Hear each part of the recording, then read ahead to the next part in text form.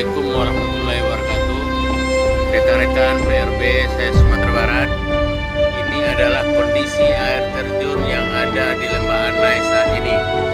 Tidak bisa dilewati. Bagi rekan-rekan yang akan menuju ke Bukit Tinggi atau sebaliknya untuk mencari jalan alternatif yang lain. Terima kasih. Assalamualaikum warahmatullahi wabarakatuh.